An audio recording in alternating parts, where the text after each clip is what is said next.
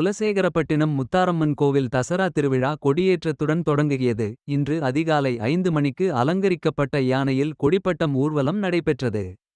பின்னர் சுவாமி அம்பாளுக்கு சிறப்பு அபிஷேகம் நடைபெற்று காலை 10:45 மணிக்கு கோவில் கொடிமரத்தில் கொடியேற்றப்பட்டது.